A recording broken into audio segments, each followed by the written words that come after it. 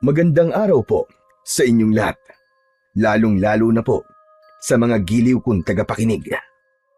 Nandito na naman po tayo sa pagbibigay ng isang natatanging kwento ng pagkakaibigan. Isang samahan na sinubok na paghiwalayin. Ang buhay ng 10 taong gulang na batang si Patik ay lumaking walang ina at kasama lamang ang kanyang amang si Mang Larry na isang lupon sa barangay. Makikilala niya ang isang mabuting kaibigan na si Bito. Palagi niyang makakasama ito sa lahat ng oras.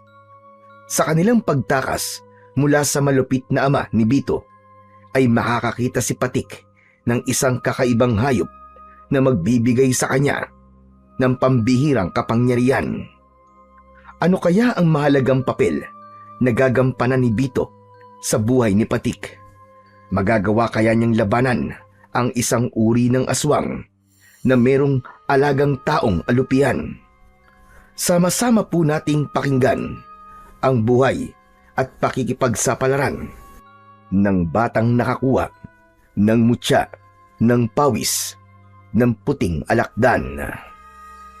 Ngunit bago po ang lahat, mga idol, huwag po nating kalimutang mag-subscribe at i-hit ang notification bell sa aking YouTube channel na The Voice Addict at Apong Isak para sa mas marami pang makapanindig balahibong kwentong aswang at katatakutan mula sa mundo ng kababalaghan. Umpisahan na po natin ang kwento. Jesus Mariosep naman ang batang to. Bakit marami nagkalat na sanga ng bayabas sa harapan natin? Patik! Patik, nasan ka ba? Diyos ko po naman. Araw-araw na lang na maraming nagkalat na sanga ng bayabas sa bahay natin. Hey nako, kapag hindi ka naman talaga nainis. Patik! Patik, nasan ka ba? Kanina pa kitang tinatawag. Patik! Tay, nandito po ako, pasensya na po. Inayos ko lang po kasi yung goma ng tirador ko eh. Bakit po ba? Anak ng tirador na naman. Wala nang katapusan ang tirador na yan . Kailan ka ba titigil sa kakagawa ng tirador mo, ha, Patek? Teka, si Bito na naman ba? Hindi ba't sinabi ko sa'yo na wag mo nang isasama ang batang yon dito sa bahay natin? Bakit hindi ka nakikinig? Pambihira talaga, oo. Alam mo ba, nasinugod na naman ako ng tatay niya at kung ano-ano raw ang itinuturo mo sa anak niya. Kaya raw, hindi na nauutusan sa mga trabahong bahay. Pasensya na po, Mang Larry. Nagpagawa po kasi ako ng tirador kay Patik eh. Pasensya na rin po kung sinugod po kayo ni tatay. Kung lahat ng masasakit na salita sinabi ng tatay mo sa akin ay mabubura ng paghingi mo ng pasensya, aba, matatanggap ko yan. Kaya lang hindi makain eh. Sobrang sama ng mga sinabi ng tatay mo tungkol sa anak ko. Kaya pasensya na rin. Huwag mo nang lalapitan ng anak ko kung maaari lang. Tay, wala naman pong kasalanan si Bito sa ginawa ng tatay niya eh. Wala nga siyang kasalanan, pero siya naman ang dahilan. Hala, sige na, Patek. Ibigay mo na kay Bito ang tirador niya at pauwiin mo na siya sa kanilang bahay. Ayoko na makikita na makikipaglaro ka sa kanya. Naiintindihan mo ba, ha, Patek? Pero tay, si Bito lang po nag-iisa kong kaibigan eh. Wala akong pakialam kung siya na lang ang kaibigan mo sa buong mundo. Yung sinabi ko, yun ang masusunod. Baka hindi mo pa ako nakikita magalit, kaya paalisin mo na siya. Bago pa mandilim ang paningin ko sa'yo, linisin mo na rin ang bahay natin, ang kalat-kalat. Bilis-bilisan mo, bago pa tuluyang mag-init ang ulo ko sa'yo. Huwag na po kayong magalit kay Patik. Ako naman po nagpumilit na igawa niya po ako ng tirador eh. Pasensya na po talaga kayo, Mang Larry. Tama na ang kakahigi mo ng pasensya, Bito. Ang gusto ko, umalis ka na rin sa bahay namin nang mapanatag na ang loob ko. Pambihira yan, tatay mo na yan. Akala mo ko sino? Bito, pasensya ka na ha. Sa ibang araw na lang tayo magkita. Huwag ka mag-alala. Tatapusin ko ang tirador mo. Ayos lang ako, Patik. Pasensya ka na. Salamat sa pagtulong mo sa akin sa paggawa ng tirador. O sige na, sige na, sige na. Tama na ang pagpapaalam. Hindi na kayo magkikita ni Bito, Patik. Huling babala ko na sa ito, Patik, ha? Sa oras na mahuli kita, nakasama mo pa yan si Bito. Humanda ka talaga sa akin. Tatamaan ka na. Tandaan mo sinabi ko, Patik. Baka magulat na naman ako isang araw at suguri na naman ako ng tatay mo, Bito. Kaya kung pwede, huwag na itong mauulit. Maglari. Alam ko po na masama po ang ginawa ni tatay sa inyo. Pasensya na po talaga. Huwag na po niyo akong pagbawalang lumapit kay Patik. Alam mo, Bito, kung ako lang ang tatanungin, gusto ko may kasama ang anak ko sa paglalaro. Pero ang tatay mo si Lito, nako, pinagbantaan niya ako. Ayoko naman na muli kami magkaharap ng dahil sa inyo. Kaya kung pwede sana, layuan mo na lang ang anak ko para wala ng gulo. Ikaw na lang ang umiwas. Kung totoo ka niya, kaibigan, hindi mo gugustuhin masaktan si Patik ng dahil sa'yo. Kilala mo naman ang tatay mo, di ba? Opo, naiintindihan ko na po, Mang Larry. Sige po, aalis na lang po ako. Abay, mabuti pa nga. Dahil baka maabutan ka rito ng tatay mo, masaktan ka pa niya sa harapan ko. Kilala mo rin ako, hindi ako makakapayag na makita kang sasaktan ng ama mo sa harapan ko. Kaya sige na, makakaalis ka na. Huwag na sana itong mauulit ha. O ikaw naman, Patik, pumasok ka na sa loob ng bahay natin. Teka. Tanggalin mo nga yung mga nagkalat na sanga ng bayabas sa harapan ng bahay natin. Napakasakit sa mata. Pagkatapos mo maglinis, pumasok ka na ng bahay. Opo, Tay. Pinulot isa-isa ng may 10 taong gulang na batang si Patik ang mga sanga ng bayabas na nagkalat sa lupa. Lumapat sa kanyang palad ang magaspang na sanga ng bayabas. Naluluwa ang kanyang mga mata habang nakayuko. Naramdaman niya ang tahimik na pagtalikod sa kanila ni Bito. Wala na itong imik nang magsimulang maglakad ito palabas ng kanilang bakuran. Sa muling pagtayo ni Patik ay nahabol niya ng tanaw ang papalayo niyang kaibigan na si Bito. Bagsak ang balikat nito habang naglalakad pauwi sa kanilang tahanan. Parang pinipiga ang dibdib niya dahil sa labis na awa para kay Bito.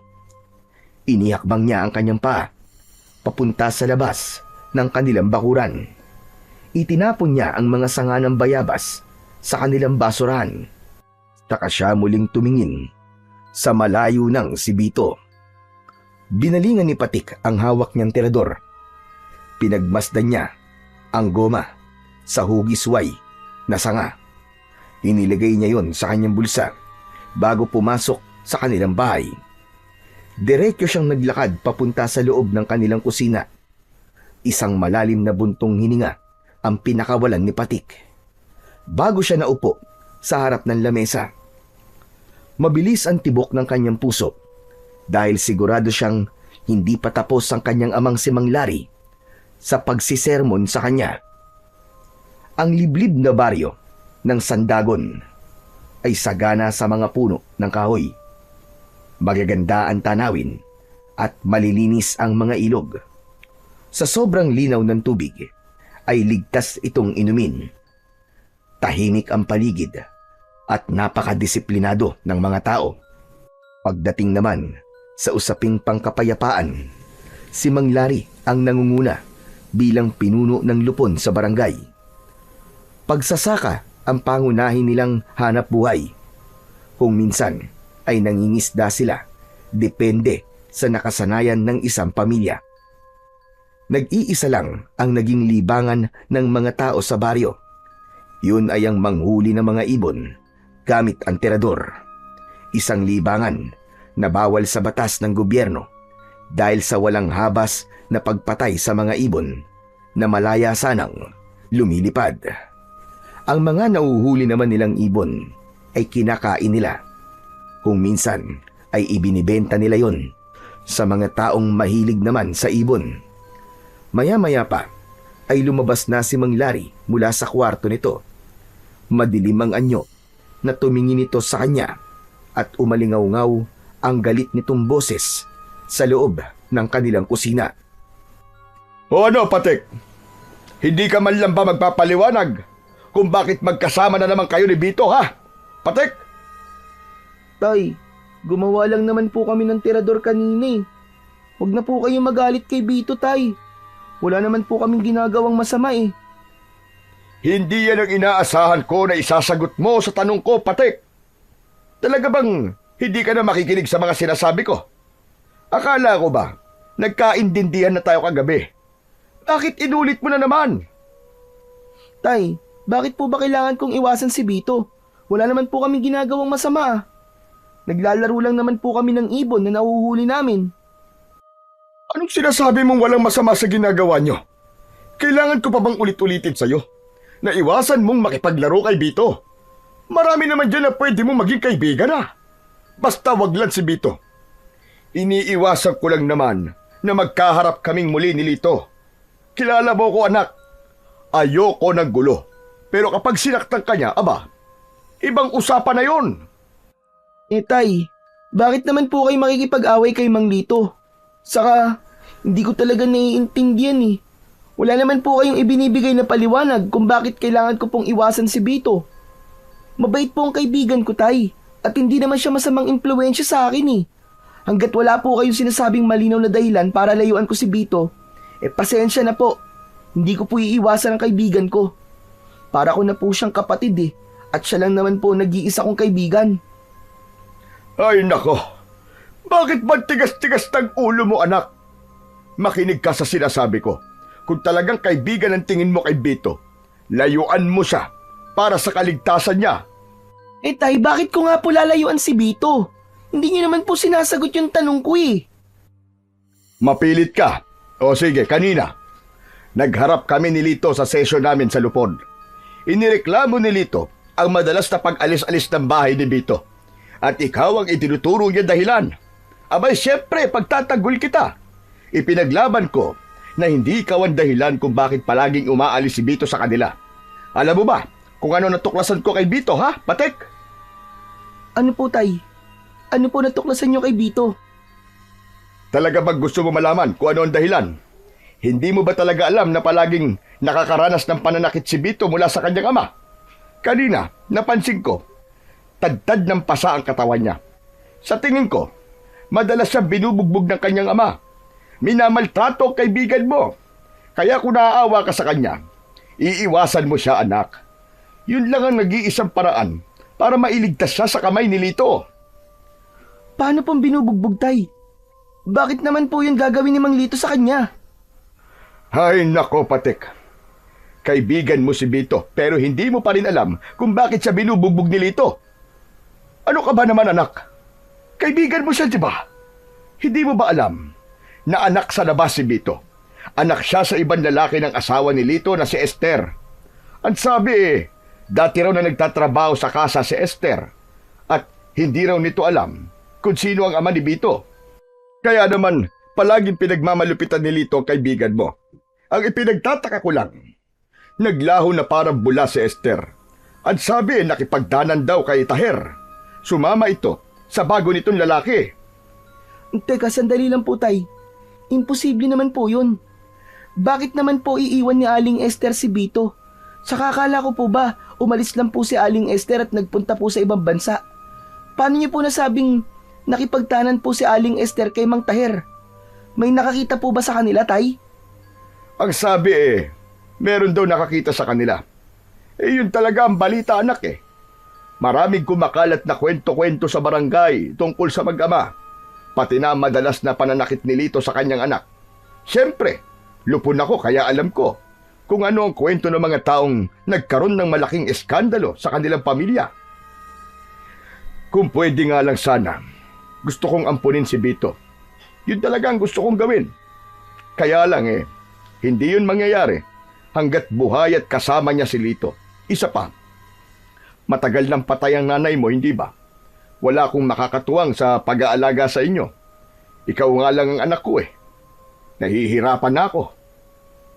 Kaya po ba palaging malungkot si Bito, Tay? Kawawa naman po pala ang kaibigan ko. Hindi ko po alam na ganun na po pala ang nangyayari sa kanya. Talagang kawawa si Bito, anak.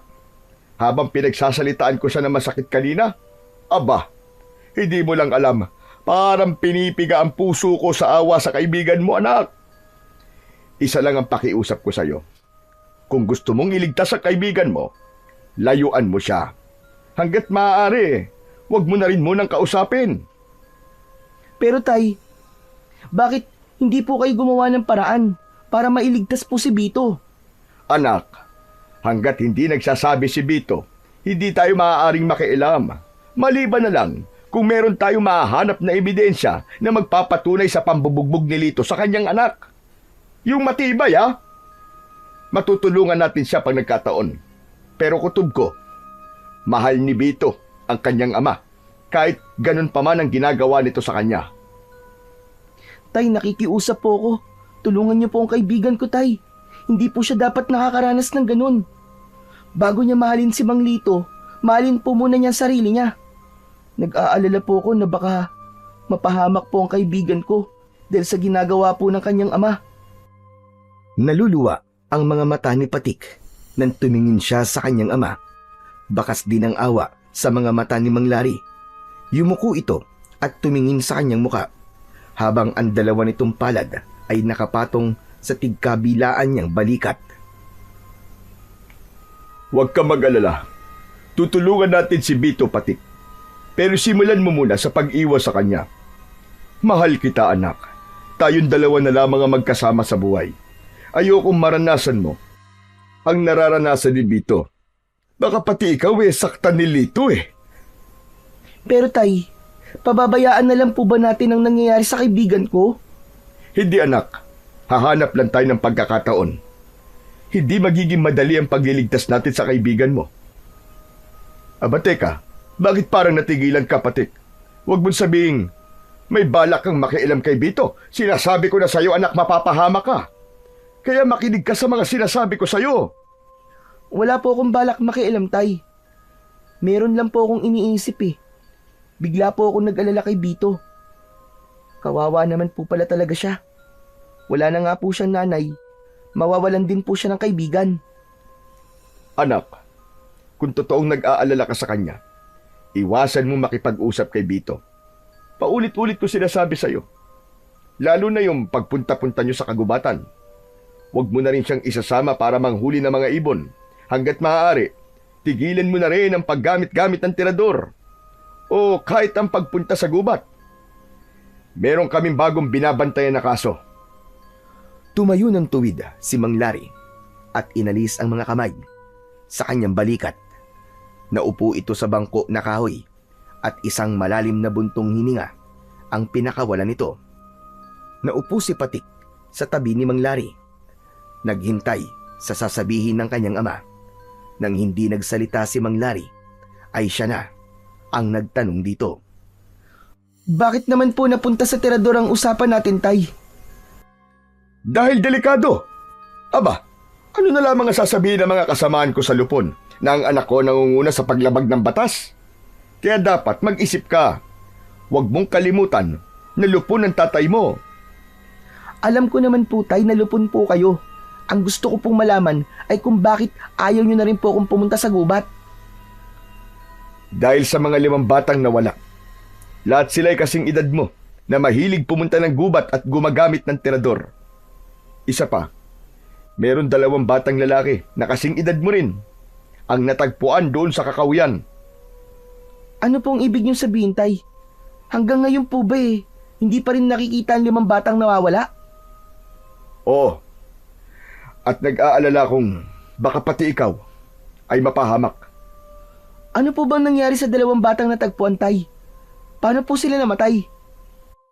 Hindi ko pa alam kung ano ang buong detalye sa kung ano ang dahilan ng pagkamatay nila. Pag-uusapan pa lang namin mamaya. Pero ang narinig ko wak-wak daw ang tiyan at nawawala raw ang mga laman loob ng bata. Naiwan daw ang 2 puting rosas sa bawat katawan ng mga biktima. Palaisipan pa rin sa amin kung ano ang totoong nangyari sa kanila. Diyos ko, hindi po ba't matagal na pong sakit ng ulo ng mga pulis ang madalas na pagpatay sa mga bata sa baryo natin, tay? Saka lahat po sila ay nilalagyan ng puting rosa sa katawan. Pero wala naman po mga puting rosa sa baryo natin, tay. Paano po nangyari yun? Kaya nga malalaman namin mamaya. Pag-uusapan pa namin ang mga gagawin. Malakas ang kutob kong pagbabawalan ng mga bata na manghuli ng ibon sa kagubatan. Magkakaroon ng karpyo. Kaya ikaw, anak, makinig ka sa mga sinasabi ko, ha? Huwag ka na munang pupunta sa gubat. Huwag matigas ang ulo. Masyadong delikado para sa'yo. Kutob ko, ang 2 bata na natagpuan sa kakahuyan ay mga batang mahilig rin na manghuli ng ibon sa kagubatan. Nakita pa sa kanilang katawan ng tirador na may malapot na likido. Para bang binuhusan din sila ng asido. Mukhang gawa ng isang halimaw yon, anak. Paano niyo po nasabing halimaw, tay? Wala naman po kayo sa pinangyarihan, di ba? May maililihim pa ba sa baryo natin, anak? Saka wag mo muna akong tanungin. Bigla talaga ako kinilabutan kapag naaalala ko yung mga kwento nila tungkol sa sinapit ng 2 bata. Hindi na nagtanong pa si Patik sa kanyang ama. Sa halip, naghanda na lamang siya ng kanilang tanghalian. Pagkalipas ng ilang minuto, ay natapos na silang kumain.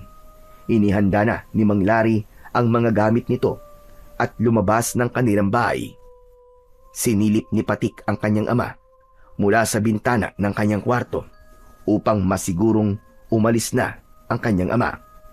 Balak niyang makipagkita kay Bito at ibalita sa kanyang kaibigan ang tungkol sa nangyari sa 2 batang natagpuan sa kakahuyan.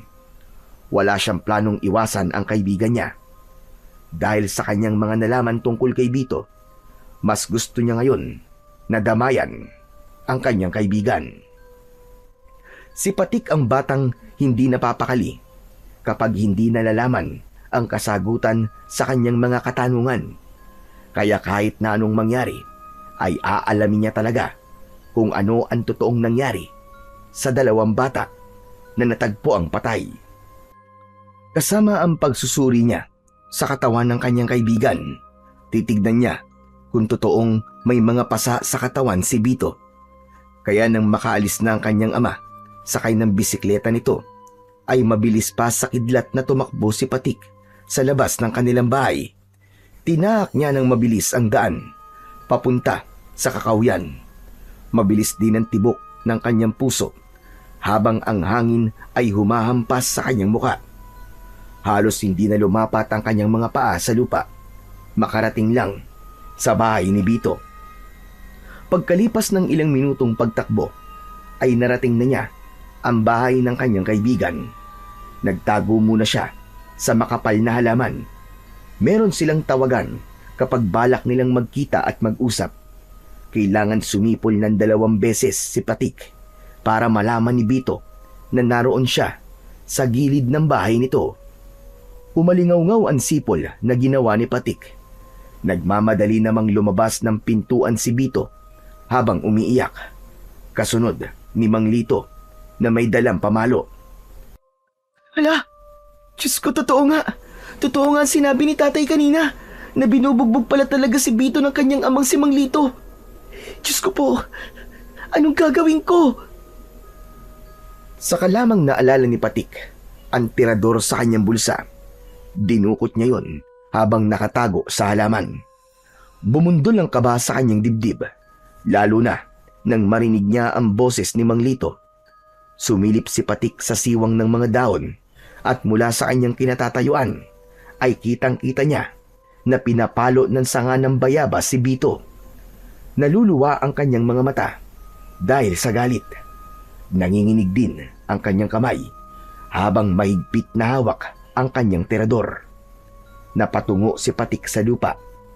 Lumikot ang kanyang mga mata sa paghahanap ng bato na mailalagay niya sa hawak na tirador. Habang ang boses ng umiiyak na si Bito ang naririnig niyang ingay sa paligid. Bawat hampas at palo sa katawan ng kanyang kaibigan ay kasing lakas din ng pagsigaw nito habang umiiyak dahil sa labis na sakit. Bigla niyang naalala ang kanyang ama. Maswerte pa pala siya dahil lumaki siya sa amang katulad ni Mang Larry. Tama na po! Tama na po tayo! Ang sakit na po ng katawan ko, aray! Tama na po! Hindi na po ako ulit! Tama na po! Tila bingi si Mang Lito sa lahat ng pakiusap ni Bito. Kaya wala nang naisip na paraan si Patik kundi tulungan ng kanyang kaibigan. Nang makakita ng katamtamang sukat na bato sa lupa, ay mabilis niyang ibinala yun sa kanyang tirador. Nanlalamig ang katawan ni Patik dahil sa labis na galit. Buong lakas na hinila niya ang goma at sinipat ang kamay ni Mang Lito, habang abala ang lalaki. Sa paghawak sa damit ni Bito ay binitiwan naman ni Patik ang goma. Lumipad sa ere ang bato at tumama yun sa kamay ni Mang Lito. Halos magtatatalon sa tuwa si Patik. Narinig niya ang boses ni Mang Lito. Nagsisisigaw ito dahil sa labis na sakit. Nagmumura itong hindi malaman ang gagawin. Namula ang kamay nito at hindi maigalaw. Bumakas ang takot sa muka ng kaibigan niyang si Bito. Napatago sa halaman si Patik nang mapansin na inililinga ni Mang Lito ang paningin sa paligid. Tila ba hinahanap nito kung saan nanggaling ang bato. Maya-maya pa ay narinig ni Patik na tila sinakal ni Mang Lito ang kaibigan niyang si Bito. Pilit nitong pinaamin kung saan nanggaling ang bato. Bigla nitong naisip na tawagin ang pangalan ni Patik. Para bang sigurado ang lalaki na siya ang may gawa nun. Pumasok ito sa bahay na para bang may kukunin. Kaya naman, sinamantala ni Patik ang pagkakataon. Mabilis siyang tumakbo papalapit sa kinaroroonan ng nakatayong si Bito. Hinawakan niya ang kamay nito at hinila para tumakbo papalayo sa kinaroroonan ng bahay nito. Bilisan mo, Bito! Sumama ka sa akin! Doon tayo magtatago sa tabing ilog! Tara na! Pero, baka makita ka ni tatay. Wala na akong pakialam kahit makita pa ako ni Mang Lito. Tara na! Ang mahalaga, maitakas kita sa mga kamay niya. Alam ko na ang totoong nangyayari sa'yo, Bito. Kaya bilisan mo, para hindi niya malaman kung saan tayo magtatago. Tara na! Halos magpaekis-ekis sa daan ang magkaibigan habang tumatakbo. Pinasok nila ang madilim na bahagi ng kakawyan. Magkahawak ang kanilang mga kamay na tinahak nila ang makipot na daan sa masukal na kakawyan. Pareho silang humihingal habang tumatakbo. Kasunod ng malakas na sigaw ni Mang Lito na may himig ng pagbabanta. Ngunit hindi natinag ang magkaibigan. Hindi sila tumigil sa ginagawa nilang pagtakbo. Walang sapin ang kanilang mga paa, kaya ramdam na ramdam ni Patik ang masakit na pagtama ng mga tinik sa kanyang talampakan. Maya-maya pa ay si Bito na ang nakiusap. Saglit silang tumigil sa pagtakbo para magpahinga. Hindi ko na kaya! Hindi ko na kaya, Patik! Tumigil muna tayo rito sa ilalim ng puno! Hindi ko na talaga maiakbang ang mga paa ko! Tsaka pagod na ako! Saglit lang tayo magpapahinga rito, ha? Baka kasi abutan tayo ng tatay mo eh. Bakit mo ba ako tinulungan? Mapapagalitan ka na naman ni Mang Larry niyan eh. Wala na akong pakialam kahit magalit pa si tatay. Pero, bakit hindi mo sinabi sa akin to? Bakit nagsinungaling ka sa akin? Hindi ko alam na ang mga pasamos sa katawan ay galing na pala sa pananakit ng tatay mo sa'yo. Dahil ayaw kong makulong si tatay. Hindi ko kaya mawala si tatay, Patik. Pambihira ka naman, oo. Ayaw mo nga siya mawala, pero baka ikaw naman ang maunang mamatay sa tatay mo. Sige ka, maagap na magbubukas ang pintuan ng kamatayan mo. Kapag hindi ka gumawa ng paraan para iligtas ang buhay mo. Eh anong gagawin ko, Patik? Pag bali-baliktarin ko man ang mundo, siya pa rin ang tatay ko. Siya ang bumuhay sa akin. Huwag kang tanga, Bito. Alam mong hindi mo siya tunay na ama. Papatayin ka niya at wala siyang pakialam kung mamatay ka. Dahil hindi ka naman niya kadugo eh. Isa pa, kahit kailan ay hindi ka niya minahal. Kaya gumising ka na sa katotohanan. Iwanan mo na si Mang Lito. Patik, kung kaya ko lang naiwanan si tatay, matagal ko na yung ginawa. Kaso, hindi ko kaya mawala siya eh. Mahal ko si tatay, Patik. Hindi na nakapagsalita si Patik sa huling sinabi ni Bito. Napatingin siya sa mukha nito habang nakaupo sa ugat ng puno. Biglang gumalaw ang balikat ng kanyang kaibigan. Napansin niya na umiiyak na pala ito. Hindi niya namalayan na tumutulo na rin pala ang luha niya sa kanyang mga mata. Pakiramdam niya ay siya ang nasa kalagayan ng kaibigan niyang si Bito. Wala nang nagawa si Patik, kundi ang ipatong ang kaliwa niyang kamay sa balikat nito at ipadama niya na nandoon lamang siya bilang kaibigan nito. Huwag ka nang umiyak, Bito. Hindi naman habang buhay nasa ganyang kan sitwasyon. Tandaan mo, Bito, para na kitang kapatid at nasasaktan din ako sa nangyayari sa'yo. Teka, ang mabuti pa kaya dito na lamang muna tayo magpalipas ng oras.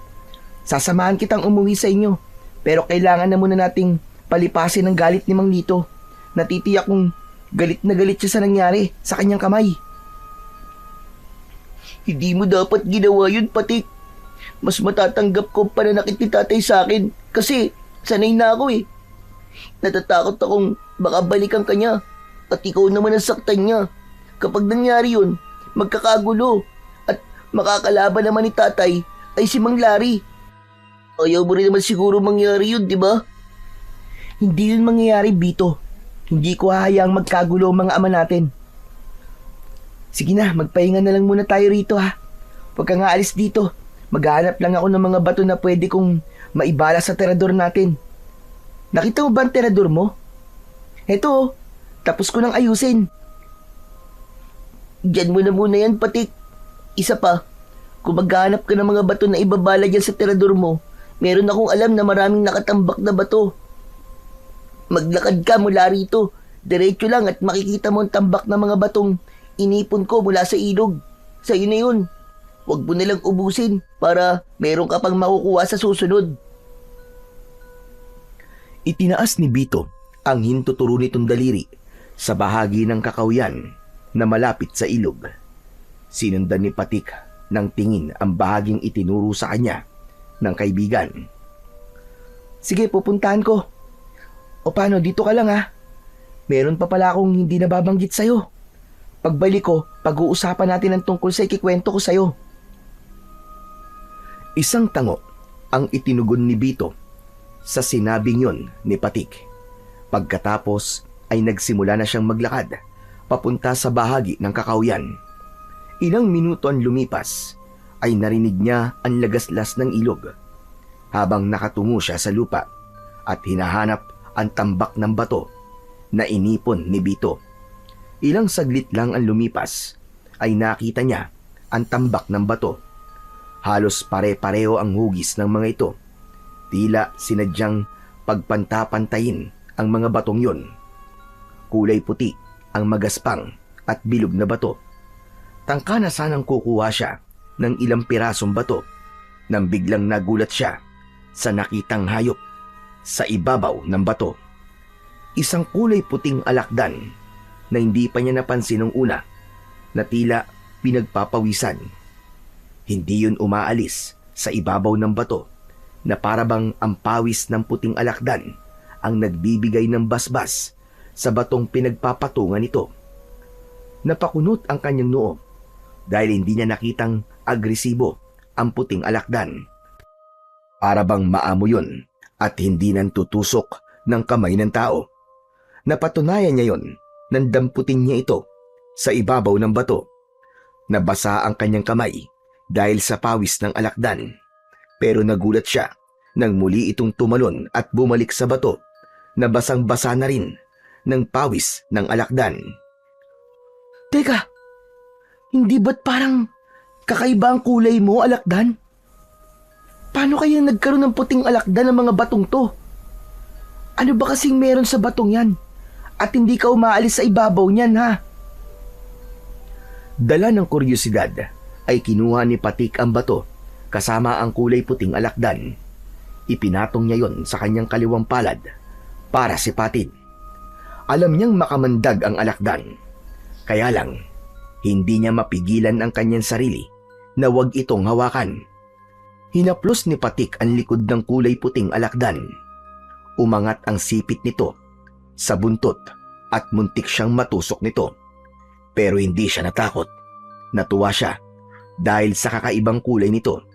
Kaya naman, isinilid niya sa bulsa ang kulay puting bato at maingat na hinawakan ni Patik ang buntot ng alakdan. Naglakad siyang pabalik sa kinaroroonan ni Bito. Mula sa kanyang kinatatayuan ay tanaw niya ang malungkot na nakaupong si Bito.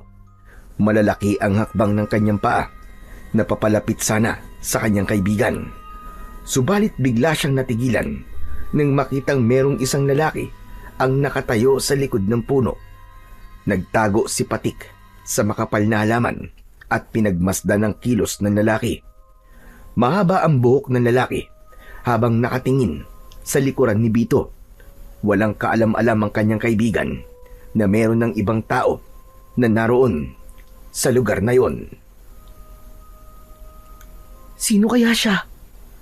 Mukha naman na hindi siya taga rito. Teka, bakit kaya pinapanood lamang niya ang kaibigan ko? Ilang sandali pang naghintay si Patik sa kung ano ang gagawin ng lalaki. Habang ang kanyang dibdib ay para ng binabayo ng maso dahil sa labis na pag-aalala. Hindi niya magamit ang kanyang tirador dahil hawak niya pa rin ang kulay puting alakdan. Hindi niya inaalis ang kanyang paningin sa lalaking tahimik na nakatayo sa likuran ni Bito. Pero hindi nagtagal ay unti-unti itong humakbang papalayo sa kaibigan niyang si Bito. Nang mawala sa kanyang paningin ang lalaki, ay mabilis siyang tumakbo papalapit sa kinaroroonan ni Bito. Nang makarating siya sa tabi ng kaibigan, ay nagtataka itong tumayo. Tumingin ito sa hawak na alakdan ni Patik. Patik, bakit may hawak ang puting alakdan? Hindi yun ang mahalaga sa ngayon, Bito. Hindi mo ba nararamdaman na kanina merong lalaking nakatayo sa likuran mo, tapos pinapanood ka lang niya? Ano ka ba naman, Patik? Tayo lamang nga nandito sa gubat At wala akong napansin na merong ibang tao sa lugar na to. Saka, meron pa bang mas mahalaga ngayon kaysa sa puting alakdan na hawak mo? Hindi mo ba alam na makamandag yan at nakakamatay ang lason sa tusok niyan sa buntot? Alam kong makamandag to, Bito. Pero mas natakot ako kanina sa lalaking walang imik na nakatayo lang dyan sa likuran mo. Tapos bigla siyang umalis. Naglaho sa madilim na bahagi ng kakahuyan. Baka naman namamalikmata ka lang. Epekto ng alakdan na nasa kamay mo. Pwede bang pakawalan mo na ang hayop na yon? Baka mapahama ka pa Kung mapanganib ang alakdan na to, Bito, sa una pa lang sana, tinusok niya na kamay ko. Maamo ang puting alakdan na to at aalagaan ko siya para maging laruan. Wag! Hindi siya laruan, Patik. Kundi isang mapanganib na hayop na dapat mong iwasan. Dahil ang kulay puting alakdan ay bihirang makita sa kalikasan at kadalasang ginagamit sa panaginip, alamat o kwento bilang simbolo ng kakaibang panganib o lihim na kapangyarihan. Hindi siya taga rito, Patik. Alaga siya ng isang matandang ermitanyo na madalas kong naririnig sa mga matatandang nagkikwentuhan tungkol sa hiwaga ng kagubatan. Pasensya ka na, Bito pero hindi ako naniniwala sa mga hiwa-hiwaga na yan Kaya nga hiwaga, di ba? Ibig sabihin nun, kababalaghan, hindi naman totoo. Maniwala ka, Patik. Pakawalan mo na ang puting alakdan na yan kung ayaw mong malagay sa panganib ang buhay mo. Malakas talaga ang kamandag na mga nilalang nakabaligtaran sa hayop na matatagpuan sa mundo natin. Ang pagkakaiba ng mga hayop sa mundo ng engkanto ay 3 beses ang ulit kumpara sa lakas ng hayop na matatagpuan sa mundo natin. Maniwala ka. Kahit nga ang araw at taon magkaiba rin. Ganon din yan sa kamandag ng laso ng mga hayop na matatagpuan sa mundo nila. Sa tono ng pananalita mo, parang gusto mong paniwalaan ko na totoo ang mundo ng mga engkanto Gano'n ba katindi ang kamandag ng isang kulay puting alakdan? Ang kamandag ng alakdan ay binubuo ng komplikadong protina na umaatake sa nervous system natin. Kapag natusok at nakagat ka nito ay magdudulot to ng pamamaga, matinding pananakit ng katawan at lagnat. Pero kapag puting alakdan na nakatusok sa iyong katawan, magkikikisay ang katawan mo at titirik ang iyong mga mata hanggang sa hindi mo na makontrol ang pagbula ng bibig mo. At kahit buhay ka pa, ay parang merong kang asido sa katawan na unti-unting tumutunaw sa iyong laman loob. Bigla naman ako natakot sa sinabi mo. Kaya maniwala ka sa sinasabi ko. Hindi kita hayaan na mapahamak. Kung sa bagay, mabuti na rin yung paniniwalaan ko ang sinasabi mo, Bito. Kaya lang, hindi naman niya talaga ako sinasaktan eh. Teka, mabuti pa kaya umuwi na lang muna tayo at aalagaan ko na lamang muna tong alakdan. Para kasing gusto ko siyang alagaan eh. Ano ba ang pwede kong magamit para mapigilan ng laso ng kamandag niya kung sakaling tusukin niya ako ng buntot niya? Pabira ka naman talaga, oo. Ang tigas ng ulo mo. Talaga bang hahangarin mo pang matusok ka ng puting alakdan? Bago ka makinig sa akin, ha? Pagkatapos ko sabihin sa yung epekto ng kamandag ng alakdan, aalagaan mo pa rin talaga siya? Ano ka ba? Bakit naman hindi? Teka, hindi mo ba alam kung ano ang kontra sa kamandag niya? Ang alam ko batong puti ng huling pinagtuyuan ng kanyang pawis. Yun ang mabisang gamot at kontra sa kanyang kamandag. Konti lang ang alam ko tungkol sa batong puti na sinasabing mutya ng pawis ng puting alakdan. Si Lolo Gastor na albularyong hilot ang nakakaalam sa ibang mga detalye tungkol sa mutya. Tama nga. Meron akong nakuwang kulay puting bato sa ilalim ng alakdan na to. Sandali, nasa bulsa ko yun eh. Dinukot ng kaliwang kamay ni Patik ang kanyang bulsa habang ang kulay puting alakdan ay nanatili sa kanyang kaliwang palad. Ipinakita niya kay Bito ang kulay puting bato. Nanlaki ang mga mata ni Bito at bumakas ang pagtataka sa mukha nito. Teka, sigurado ka bang yan ang bato ng mutya ng pawis ng puting alakdan? Oo, eto nga yun, sigurado ko. Basa nga to ng pawis kanini. Kaya simula ngayon, ako na ang mag-aalaga sa kanya. Muling ibinalik ni Patik ang bato sa kanyang bulsa at masayang napatitig sa puting alakdan na parang nakatulog na sa kanyang palad. Maya-maya pa ay biglang nagsalita si Bito. Teka. Ano nga ba ulit yung gusto mong sabihin sa akin kanina bago ka umalis? Biglang naalala ni Patik ang totoong pakay niya kay Bito, kaya niya naisipang puntahan ito. Balak niyang humingi ng tulong sa kaibigan na alaminan tungkol sa dalawang bata na natagpo ang patay sa Kakahuyan. Oo nga pala, munti ko na makalimutan. Nabalitaan mo na ba ang tungkol sa dalawang batang nakitang patay sa Kakahuyan? Oo, nabalitaan ko, Patik. Ang totoo, si tatay ang unang nakakita sa dalawang batang namatay. Kaya siguro nagkita sila kanina ni Mang Larry sa barangay dahil pinag-usapan nila ang tungkol sa nakita ni tatay. Grabe talaga yung mga nangyari sa kanila, Patik. Nawawala ang kanilang laman loob at meron tig-isang kulay puting rosa sa kanilang dibdib. Para bang sinadyang ilagay yun sa katawan ng mga to? Kaya nga eh. Pero alam mo, Bito, malakas ang kutob ko na hindi gusto ng taong yun na patayin ng dalawang bata. Imposible ang ganun, Patik. Wala nang sasama pa sa mga nilalang na pumapatay sa mga bata. Yung paluin na nga lang, masakit na eh. Yung pa kayong wakwakin ng tiyan at iwanan na lamang na parang basura ang katawan sa Kakahuyan. Hindi sila mga tao. Wala silang kasing sama. At masahol pa sa demonyo ang kasamaan nila. Ang dapat sa kanila, mamatay at tagtarin ng pinong-pino. Bakit? Sigurado na bang tao may gawa nun sa kanila, Bito? Sa tingin kasi ni tatay, halimaw. Halimaw na merong maraming paa ang pumatay sa kanila. Hindi nga sila tao, Patik, kundi isang mabangis na halimaw na kayang lumapa sa katawan ng mga batang walang kalaban-laban. Ang mabuti pa kaya, makipagkita tayo kay Lolo Gastor. Teka, sandali lang. Hindi ba't nakatira yung sa gitna ng kagubatan? Baka naman maligaw tayo sa pagpunta ron at hindi na tayo makabalik pa sa pamilya natin.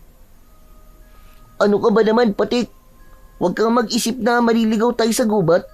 Madalas tayong pumupunta rito at halos nalibot na natin ang buong kagubatan. Mahalaga ang sadya natin kay Lolo Gastor. Saka, masasagot niya ang tanong natin tungkol sa puting alakdan at sa rosas na madalas na nakukuha sa katawan ng mga batang natatagpo ang patay.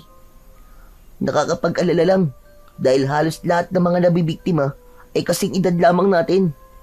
Baka isang araw tayong dalawa na ang makitang patay sa Kakahuyan. Pambihira ka naman, no?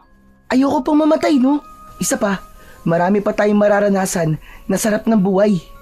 Ang mahalaga ay hindi natin hihahangad na mamatay ng maaga.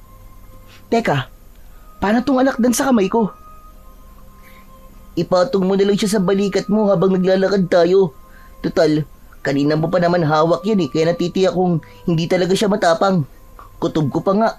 Nakatakda talaga siya para sa'yo. Tama na nga yung kutob-kutob na yan. Ngayon ko na nga lang nalaman na marami ka palang alam kumpara sa akin. O paano? Tara na.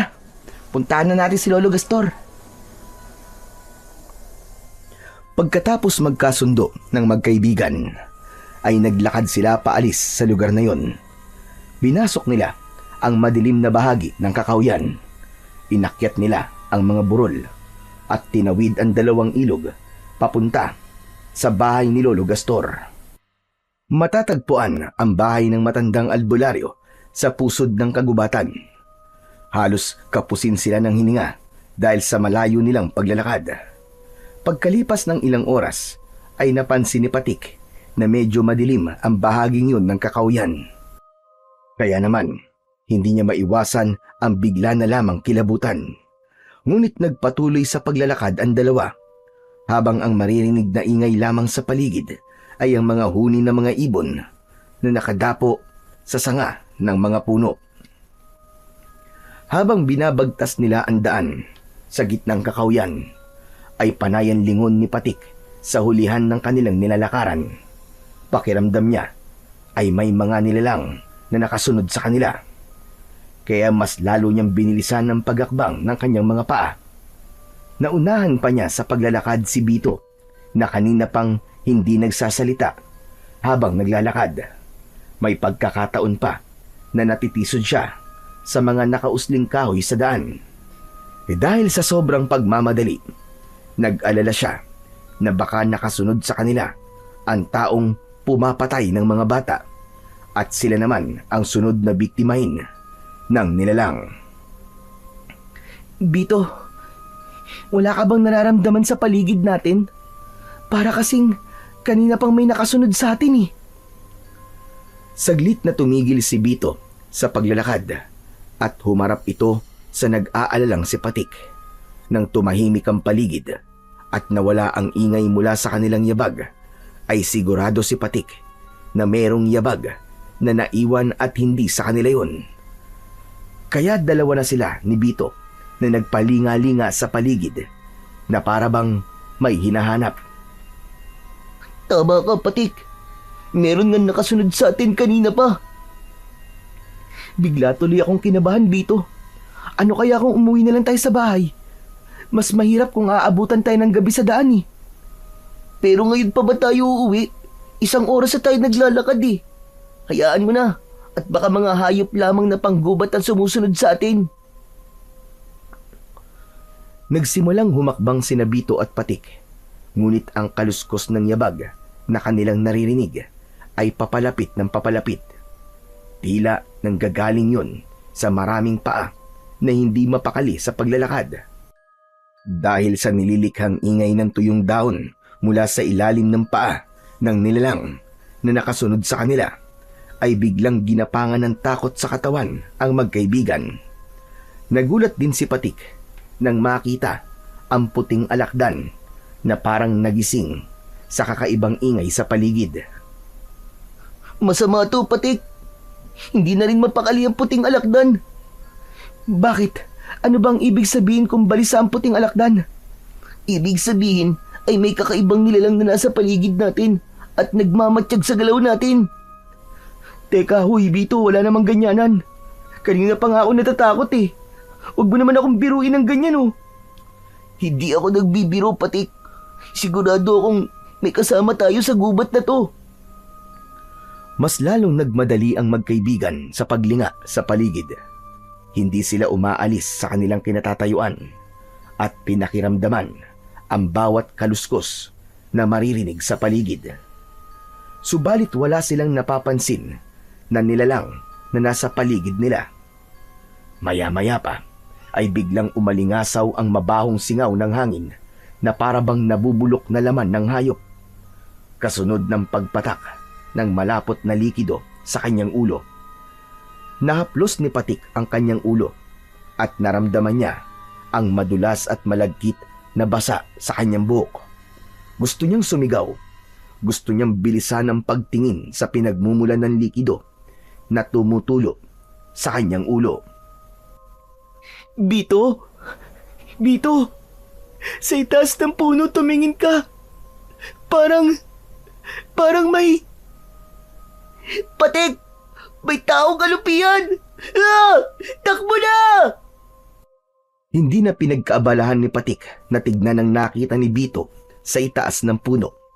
Maliwanag na isang nilalang yon na may nakakatakot na itsura. Nang tumakbo sila sa kakauyan, lumingon si Patik sa hulihan ng kanilang daan. Nakita niya ang umaalon-alon na katawan ng taong alupihan na humahabol sa kanila ng kaibigan niyang si Bito. Sa tingin niya ay isa itong uri ng alupihan na may nakakamatay na lason na madalas ay ipinangtatapat sa kamandag ng isang alakdan. Halos hindi sumayad ang mga paa ni Patik sa lupa. Ganon din si Bito na nanlalaki pa ang mga mata sa pagtakbo. Hindi rin pinansin ni Patik ang puting alakdan na nasa kanyang katawan. Ang mahalaga ay makatakas sila sa humahabol na taong alupian sa kanila.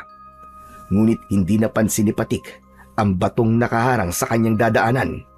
Kaya naman, natisod siya sa bato at bumagsak siya ng pasadsad sa lupa. Malayo na ang agwat sa kanya ni Bito nang tumigil ito sa pagtakbo, habang ang taong alupihan naman ay nakangising nakatingin kay Patik. Tumutulo ang malapot nitong laway na may kasama pang dugo mula sa nilalang na kinain ito. Lumitaw ang malalagari nitong mga ngipin. Kulay itim yun na parabang nabubulok na kahoy. Kitang-kita niya ang 100 nitong mga paa na nakalapat sa lupa, habang ang ingay ng kaluskos mula sa paa nito ay nagpabingi sa takot na si Patik. Layuan mo, kaibigan ko! Halimaw ka! Huwag mo kaming papatayin! Lumapit sa kinaroroonan ni Patik si Bito para humarang sa nilalang na handa nang umatake kay Patik. Iwinasiwas ni Bito ang nahawakan nitong sanga ng puno para hindi makalapit ang nilalang. Nang mga sandaling yun ay natulala si Patik. Hinayaan niyang si Bito ang humarap sa aswang. Hindi siya makagalaw at tila ba hinihintay na lamang niya na lumapit sa kanya ang halimaw. Sa tingin niya ay babae ang taong alupihan dahil sa malusog nitong dibdib. Tila iniiwasan nito si Bito at si Patik lang ang gusto nitong lapain. Ayon sa matatanda na madalas na nagkikwento tungkol sa mga ganong klaseng nilalang, ang taong alupihan ay merong kakaibang lakas bilang isang aswang na halimaw. Hindi siya naniniwala sa kwentong yun dahil inisip niya na kababalaghan ang mga kwentong naririnig niya mula sa matatanda. Ngunit ngayon ay sigurado siya na hindi lang ito isang kwento, kundi isang katotohanan na nasa panganib na ang kanilang buhay dahil sa nilalang na bigla na lamang lumitaw mula sa kung saan.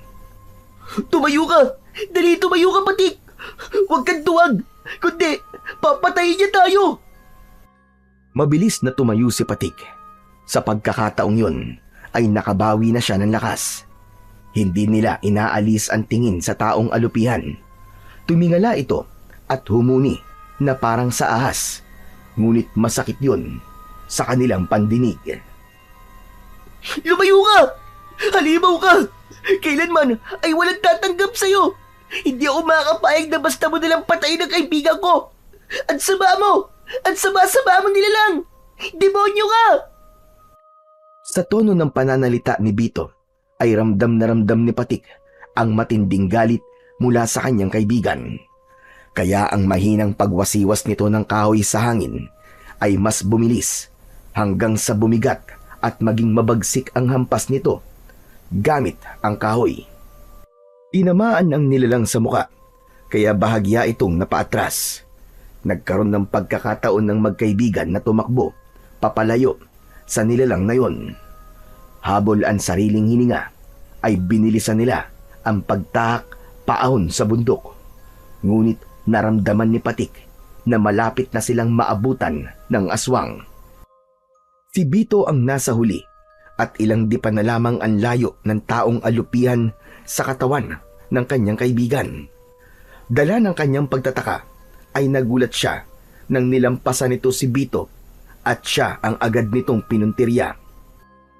Lumipad ito sa ere na parang papel. Bumagsak ang katawan nito sa kanyang likod. Naramdaman ni Patik ang ilang paa na tumuntong sa kanyang likod. Kaya naman, padapa siyang bumagsak sa lupa at naramdaman ang pagpulupot ng katawan ng taong alupian sa kanyang katawan. Bito! Bito, tulungan mo ako! Ang hapdi! Parang may apoy sa likod ko, Bito! Tulungan mo ako! Huli na nang malaman ni Patik na ang ilalim ng mga paa ng taong alupihan ay merong likido na kagaya sa epekto ng asido. Ngunit bigla siyang nakaramdam ng kakaibang ginhawa nang mula sa kanyang katawan ay lumitaw ang kulay puting alakdan. Pinagtutusok nito ang lahat ng mga paa na nakatungtong sa likod ni Patik. Tila napaso ang taong alupian at agad itong gumapang papalayo sa kanyang kinaroroonan. Nahirapan siyang bumangon dahil sa mahapding lapnos sa likod niya. Lumapit sa kanya ang kaibigan niyang si Bito. Bakas ang pag-aalala sa mukha nito. Diyos ko, Patik! Ayos ka na ba? Muntik ka na ron. Mabuti na lang at iniligtas ka ng puting alakdan. Hindi ako okay, Bito. Ang hapdi-hapdi ng likod ko dahil sa paso. Pambihira naman kamalasid to. Paano ako lang ang inaatake ng hayop na yun? Siguro ay dahil sa puting alakdan. Pero kailangan na muna nating umalis dito. Malapit na ang bahay ni Lolo Gastor dito. Halika, kumapit ka sa kamay ko at aalalayan kita maglakad. Tumayo si Patik at tinanggap ang kamay ni Bito. Ipinatong niya ang kanyang braso sa balikat ng kanyang kaibigan. Pagkatapos ay humawak ang kamay nito sa kanyang bewang. Ika-ikang naglakad si Patik dahil sa tama niya sa likod. Pagkalipas ng ilang minuto, sa wakas ay narating na nila ang bahay ni Lolo Gastor. Marami ang nakatanim na halamang gamot sa palibot ng bakuran, habang ang mga sanga ng puno ay nakasabit sa bubong ng kubo. Gawa yon sa kugon at yari naman sa kawayan ng dingding. Tahimik ang lugar at halos wala nang makikitang hayop sa paligid. Indikasyong pagtatanim lang ng halaman ang pinagkakaabalahan ng matandang nakatira doon. Isang malalim na buntong hininga ang pinakawalan ni Patik bago sila lumapit at pumasok sa bakuran ng matanda. Nang makalapit sila sa tapat ng pintuan ng bahay, ay doon na tumawag si Bito. Tao po! Tao po, Lolo Gastor! Tao po! Nandyan po ba kayo? Lolo Gastor! Narinig ng dalawa ang mabigat na yabag ng paa mula sa sahig ng bahay. Kasunod ang pagtunog ng panara ng pinto. Nagawa naman sa tabla. Bumukas ang pintuan at sumilip ang isang payat na matandang lalaki. Sa tingin niya ay yun na si Lolo Gastor. Payat ang matanda at mahaba ang buhok.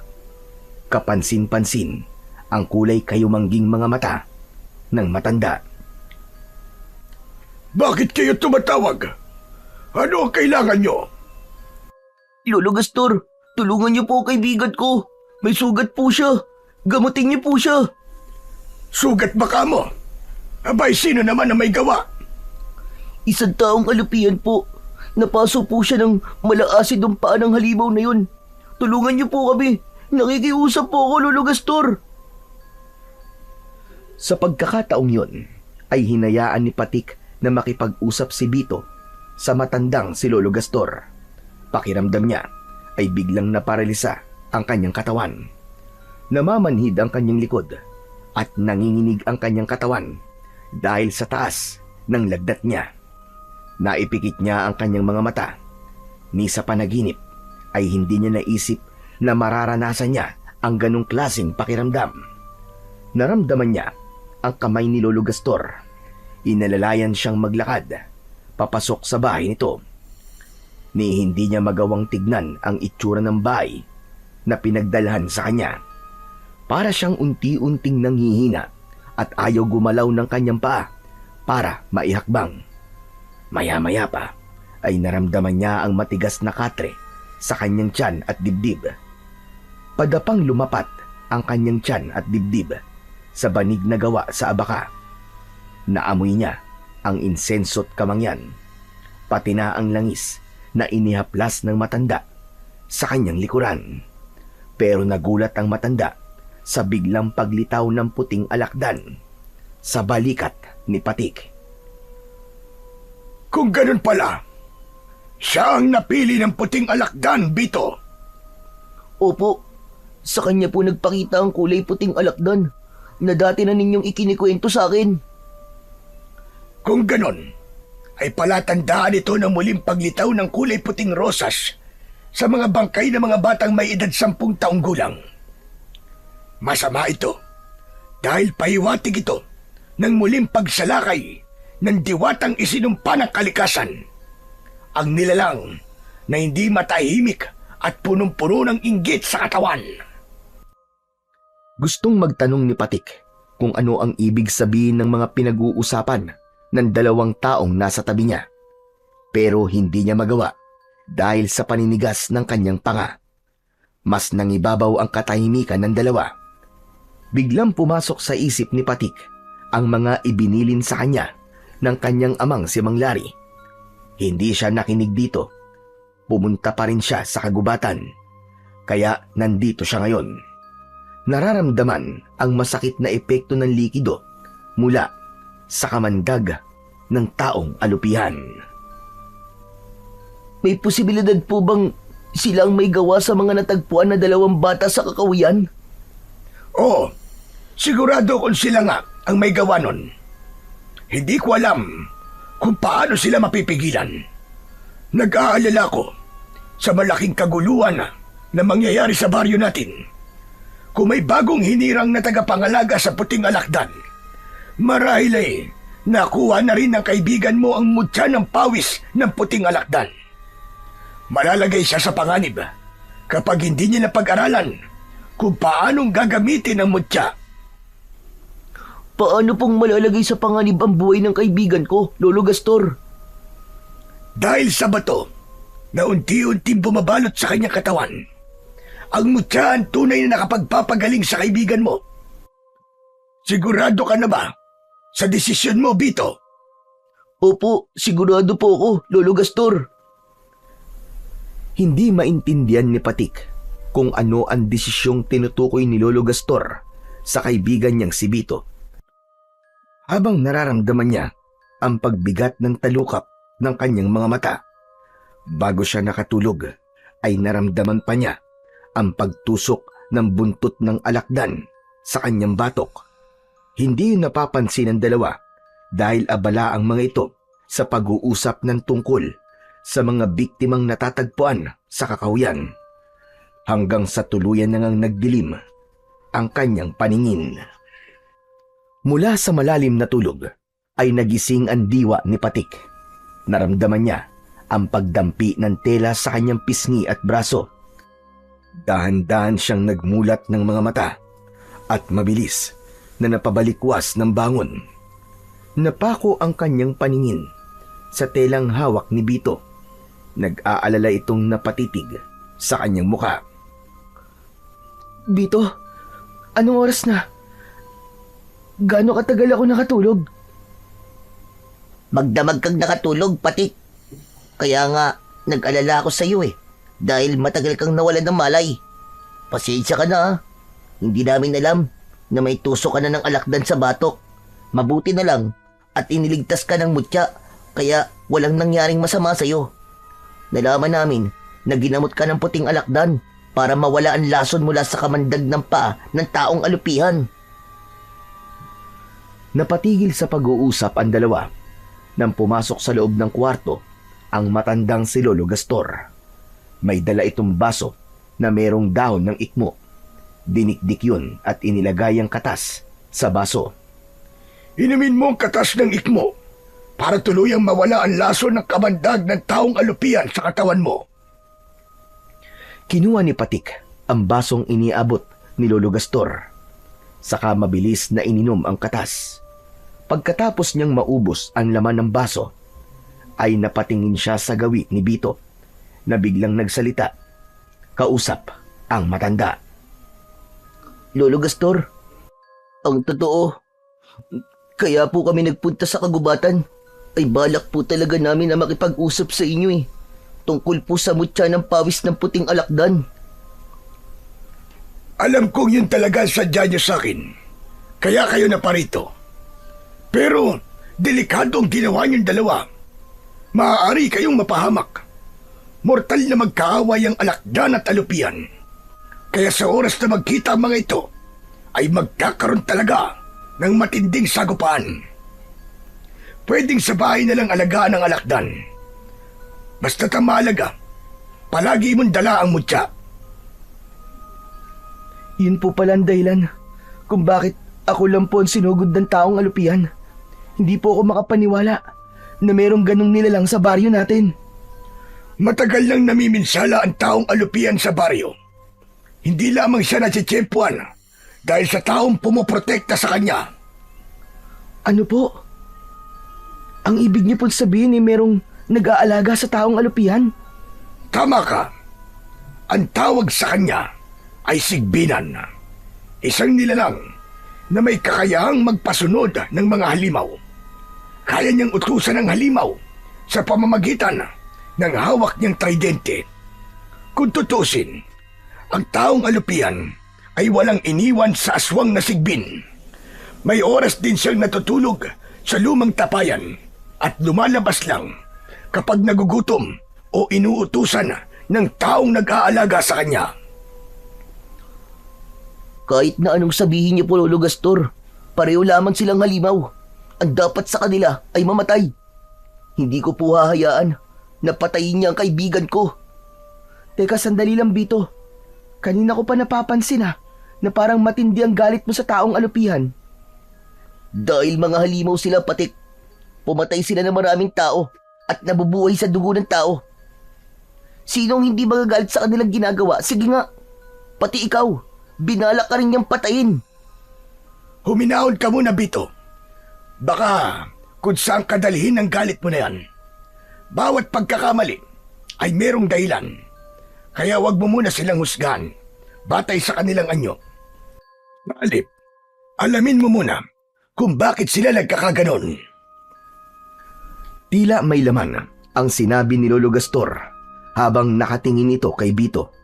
Sa isip ni Patik ay nararamdaman niyang merong hindi sinasabi sa kanya ang kaibigan. Tumayo si Bito at nagpaalam na lalabas muna ng bahay.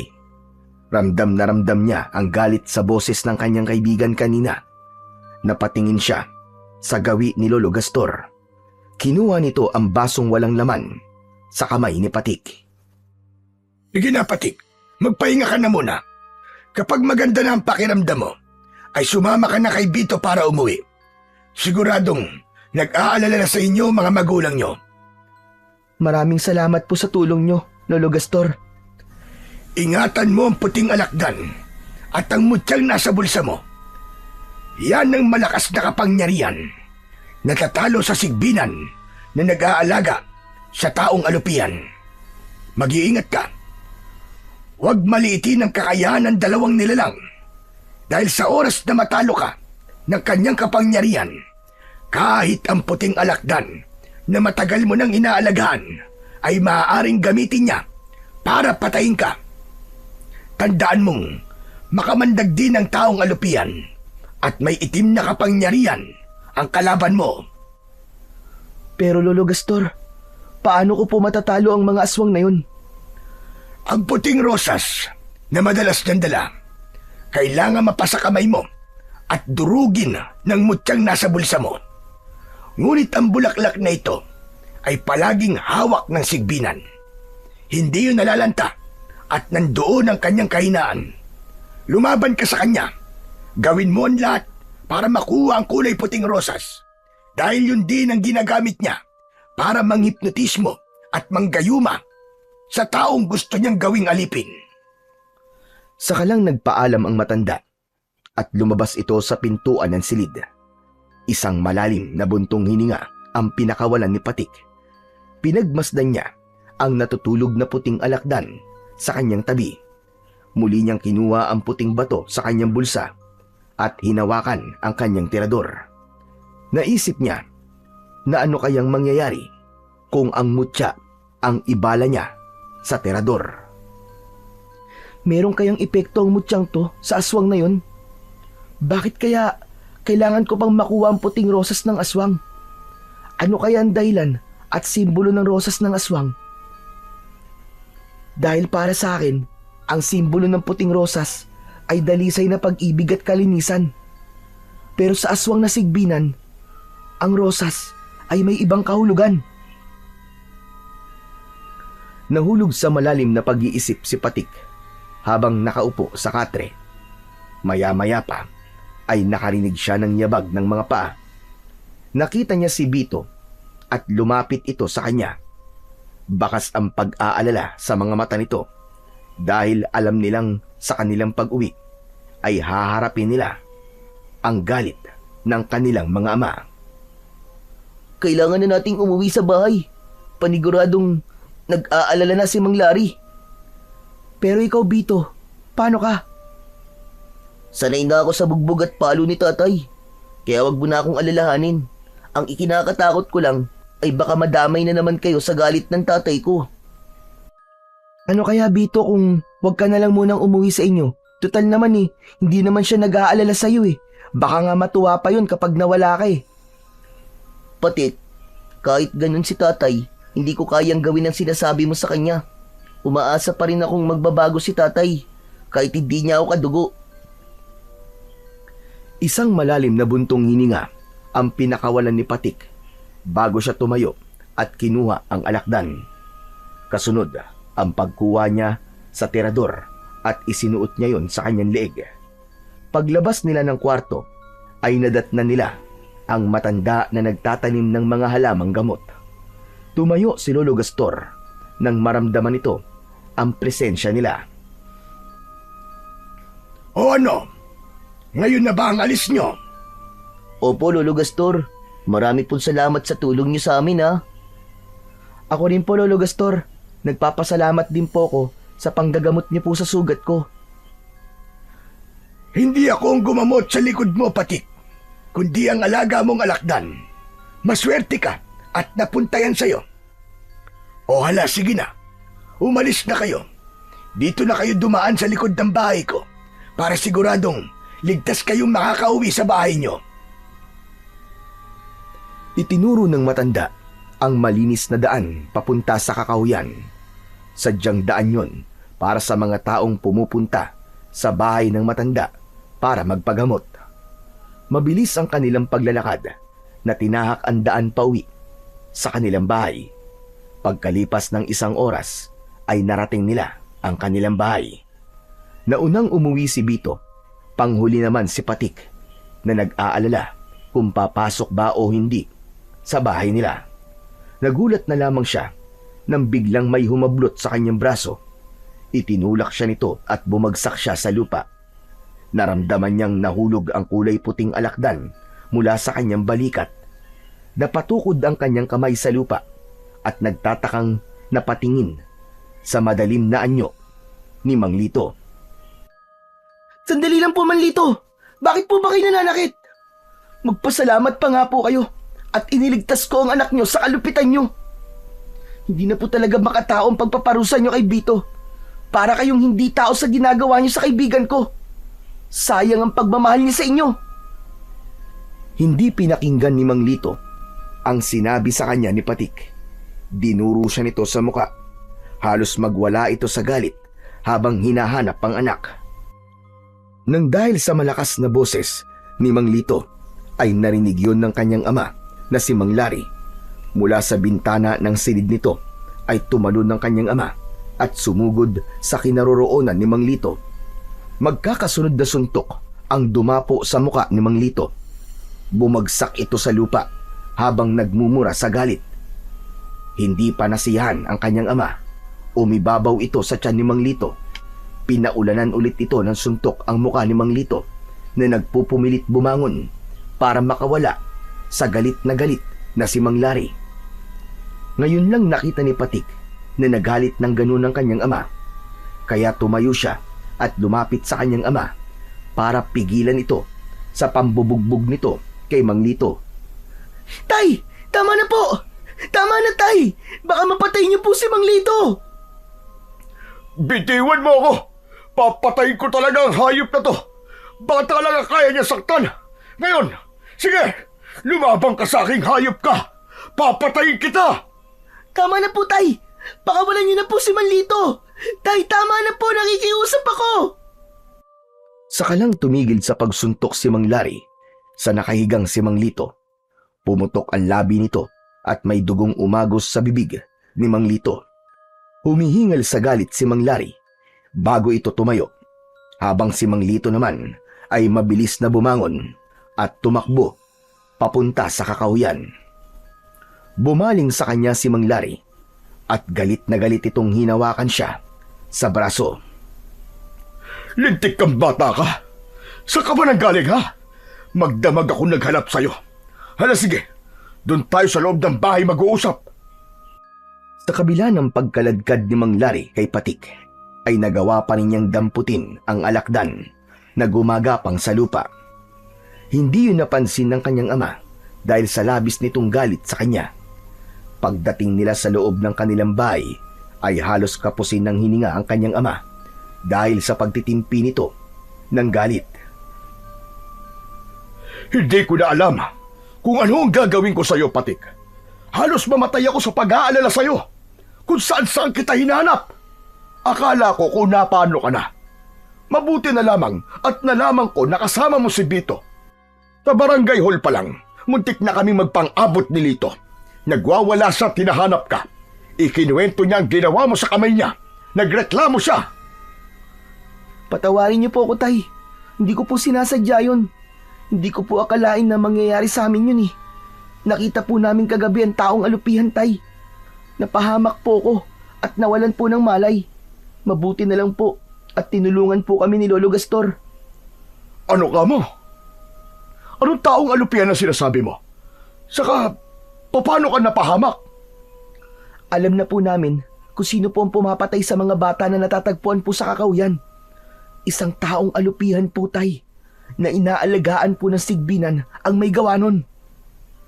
Kung ganun, ang sinasabi mo muntik kayong mapahamak ay dahil inatake kayo ng aswang na taong alupihan?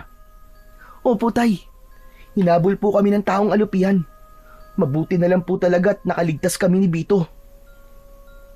Bumundol ang kaba sa dibdib ni Patik nang maalala ang tungkol sa kanyang kaibigang si Bito. Nag-alala siya na baka sakta na naman ni Mang Lito ang kaibigan niya. Kaya naman, napahawak siya sa braso ng kanyang ama. Tay, pakiusap, puntahan po natin si Bito. Tsak nasasaktan na naman siya ni Mang Lito eh. Sige na po, parang awa niyo na po, Tay. Puntahan po natin si Bito. Tumigil ka! Hindi na tayo makikialam sa kanila.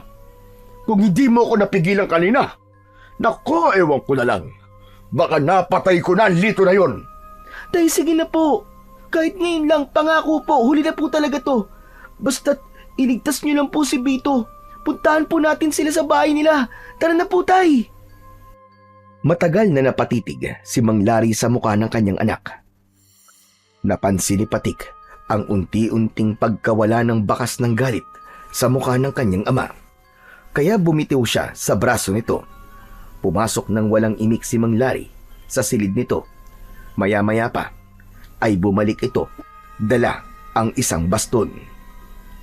Tara, punta natin si Bito. Pero sinasabi ko sa'yo, ha? Huli na to.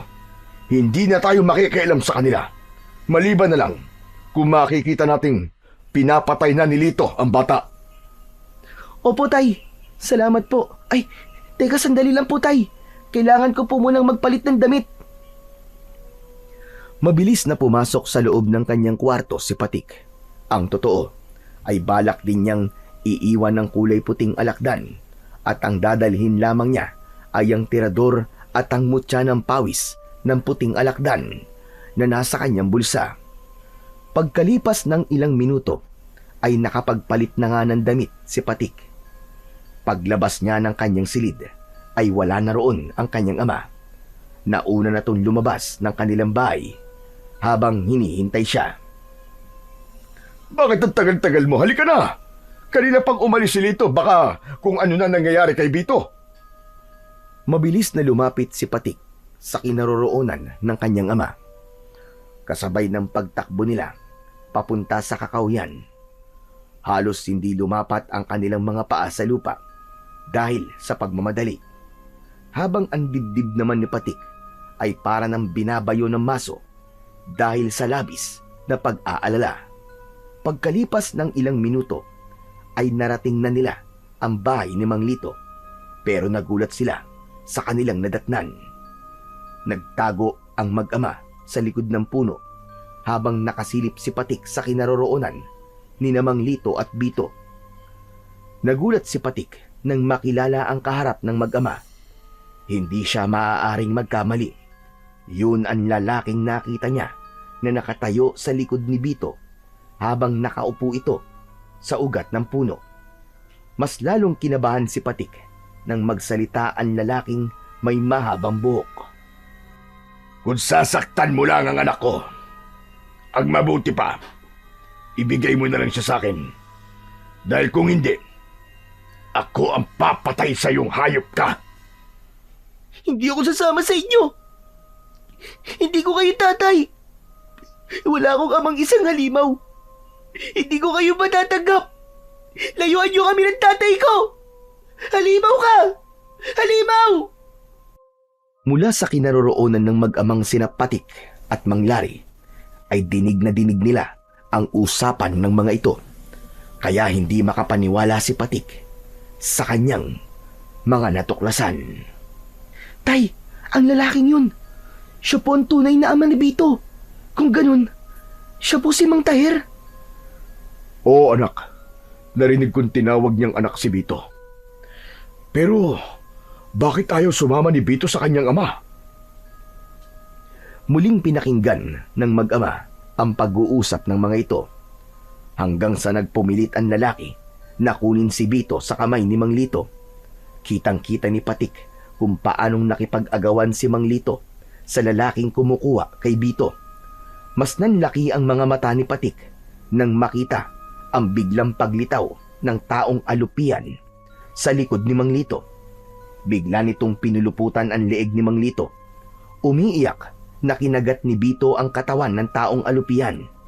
Kaya nagpasya sina Mang Lari at Patik na lumabas na sa kanilang pinagtataguan. Layuan mo ang kaibigan ko! Halimaw ka! Pakawalan niyo si Manlito! Natigilan ang mga ito sa biglang pagsasalita ni Patik. Dumampot ng bato si Patik, saka ibinala sa kanyang tirador. Itinutok niya yon sa katawan ng taong alupian. Mabuti na lang at hindi pa ito nagpapalabas ng malaasidong likido na posibleng papatay kay Mang Lito. Ngunit ang lalaking merong mahabang buhok ay bigla na lamang nagbago ang anyo. Nagkaroon ito ng umuusok na tridente at naging isang mabangis na halimaw na parang isang kambing na may baluktot na 2 sungay. Kayo ang lumayo sa akin dahil ang kinukuha ko lang ay ang anak ko. Patik! Umalis na kayo! Mapapahamak kayo dito, Patik! Hindi ko alam na ang sigbina na tinutukoy ni Lolo Gastor ay ang tunay mong ama. Nagsinungaling kang hindi mo kilala ang halimaw na yan. Siya ang lalaking nakita ko sa gubat. Patik, paano ko sasabihin sa iyo ang buong katotohanan na silang dalawa ang totoo kong mga magulang? Kung ako mismo hindi ko sila matanggap, ikaw pa kaya na muntik ng mga limang buhay na dahil sa kanila? Hindi ako masama. At lalong hindi ko matatanggap na anak ako ng isang aswang. Ano ka mo? Hindi mo kami matatanggap. Akala mo ba ay bukal din sa loob ko na kunin kita? Nagkakamali ka. Gagamitin lang kita para mapasunod ko ang nanay mong si Esther. Hindi na siya nakikinig sa akin. Nalalampanan na niya ang kapangyarihan ko. Lumingon si Patik sa kinaroroonan ni Mang Lito at ng taong alupihan. Nakita niyang hindi totoong mahigpit ang pagkakasakal ng aswang sa leeg ng nakilalang ama ni Bito. Kaya malinaw sa kanya na ang totoong kalaban ay ang sigbinan na kaharap nila ni Mang Lari. Hindi siya makapaniwala na ang nanay ni Bito ay ang taong alupian na humabol sa kanila sa kagubatan.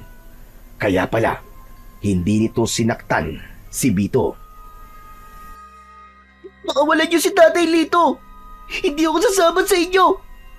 Hindi na ako makakapayag na maghari pa kayo at patuloy na pumatay ng mga taong walang kalaban-laban para sa pag-aasik niyo ng lagim. Hindi rin ako makakapayag na mabuhay ka ng masaya kasama ang lalaking yan. Isa sa inyo ang kailangang mamatay. Itinaas nito ang tridente na hawak niya sa ere. Gumuhit ang kidlat sa kalangitan at dumilim ang buong paligid. Para siyang nakakita ng totoong demonyong nakatayo sa kanilang harapan. Naramdaman ni Patik ang nanginginig na kamay ni Mang Lari. Tila nagulat din ito sa nakitang nakakatakot na anyo ng nilalang.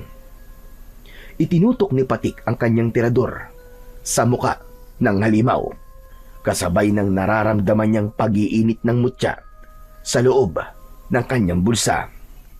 Binitiwan niya ang goma ng tirador. Naiwasan ng nilalang ang unang pag-atake ni Patik, habang si Mang Lito naman ay tinulungan ni Bito para makatakas sa pagkakapulupot ng taong alupian sa leeg nito. Bakas sa muka ng halimaw na napipilitan lang ito sa ginagawa. Alam na ngayon ni Patik kung ano ang ibig sabihin ng kulay puting rosas na natatagpuan sa katawan ng biktima ng aswang. Yun ay ang paghingi ng tawad at labis na pagsisisi sa nagagawa nito ng kasalanan. Si Bito ang kumilos. Kumuha ito ng malaking bato at ibinato sa sarili nitong ama. Kasabay ng muling pagbitaw ni Patik sa goma ng kanyang tirador, tumama rin ang bato sa muka ng kalaban. Kaya naman, bumagsak ito sa lupa, ngunit muling nakabangon. Si Mang Lari naman ay agad na lumapit kay Mang Lito at iwinasiwas ang itak sa muka ng taong alupihan. Anak! Tumakas na kayo ni Bito! Bilisan nyo! Kami na ni Lito ang lalaban sa kanila! Bilisan nyo! Huwag! Huwag niyong ilayo ang anak ko! Tumigil ka! Wala akong ama na halimaw at masahol pa sa demonyo na katulad nyo. Nag-iisa lang ang tatay ko at yun ay si Tatay Lito. Kahit hindi niya ako minahal, mahal ko siya bilang tunay kong ama dahil inilagaan niya ako at hindi niya ako iniwan. Hindi kagaya nyo na mas inuna pa niyong gumawa ng masama kesa sa paggawa ng kabutihan. Hindi ko kayo kikilalanin na ama ko. Tila natauhan si Mang Lito sa mga sinabing yon ni Bito. Sa kabila ng nagawa nitong kasalanan kay Bito, ay ito pa rin ang pinili ng kanyang kaibigan. Kung hindi mo lang din pala ako kikilalanin na ama mo, ay hindi rin ako makakapayag na pakinabangan ka ng iba. Mas gugustuhin ko pang mamatay ka na lang. Biglang lumiwanag ang rosas sa talim ng tridente ng halimaw at lumikhayo ng apoy. Sabay tutok sa kinaroroonan ni Bito. Dala ng takot ni Patik, tumakbo siya papalapit sa kaibigan para harangan ng apoy na tatama sa katawan ng kaibigan. Subalit naunahan siya ng taong alupihan. Iniharang nito ang katawan para kay Bito at ito ang sumalo sa apoy na dapat sana ay tatama kay Bito. Si Mang Lito, gulat na gulat sa bilis ng pangyayari. Nasunog ang kalahating katawan nito, saka bumagsak sa lupa. Bumalik sa dating anyo bilang tao si Aling Esther. Nag-aagaw buhay itong hinaplos ang muka ni Bito. Nay! Nay, bakit? Bakit niyo ba po ako'y niligtas, Nay? Nay! Umiiyak na sumagot si Aling Esther. Humingi ito ng tawad sa lahat ng pagkakamali at pagkukulang nito sa anak. Nanginginig ang kamay nitong niyakap si Bito, kasabay ng pagbagsak ng kamay nito sa lupa. Indikasyon na namatay na ang nanay ni Bito. Si Mang Lito naman ay halos madapa sa pagtakbo, papalapit sa kinaroroonan ng wala ng buhay na dating asawa. Humingi rin ito ng tawad kahit huli na ang lahat. Maigpit nitong niyakap si Aling Esther habang walang patid ang pag-agos ng luha mula sa kanyang mga mata. Punong-puno ng pagsisisi ang boses nito habang nagwawala sa galit. Ang aswang naman na lalaking sigbinan ay saglit na natigilan. Hindi ito makapaniwalang napatay nito ang sariling asawa. Pinagmasdan nito ang mga kamay at napaatras ng hakbang habang umiiyak. Tumayo ang batang si Bito at galit na inagaw ang itak sa kamay ni Mang Lari. Sumugod ang kanyang kaibigan na si Bito sa kinaroroonan ng ama nitong aswang. Isang malakas na pagtaga ang ginawa nito at tumama yun sa kamay ng kalaban. Ngunit hindi nito ininda ang sakit. Sa halip, gumanti ito kay Bito. Inihampas nito sa ulo ni Bito ang hawakan ng tridente. Akma na sanang tutuluyang patayin ng aswang na sigbinan si Bito. Ngunit biglang nagpakawala ng bato mula sa tirador si Patik. Magkakasunod na tumama ang mga batong yun sa dibdib ng kalaban. Napaatras ito at nakita niyang hinila ni Mang Lari si Bito papalayo sa halimaw. Habang ang maririnig na ingay ay ang malakas na iyak ni Mang Lito habang yakap pa rin ang dating asawa. Kayo ang dahilan kung bakit namatay si Esther. Hindi ko akalain na mananaig ang pagmamahal niya sa inyo nito. Hindi ako hihingi ng tawad sapagkat hindi ko pinagsisisihan ang pagpatay sa lahat ng mga kabataan sa lugar na ito. Walang makakaranas na maging ama. Isang bagay na ipinagkait sa akin. Ang totoo, naiingit ako dahil sila ay merong anak na katulad ninyo. Samantalang ako, pinagkaitan ako ng Diyos nyo na mabigyan ng anak. Anong ibig niyo sabihin, Mang Taher? Baog ako at hindi kailanman magkakaroon ng anak sa isang babae. Ngunit marunong din akong magmahal. Isa lamang akong gahaman sa pagmamahal.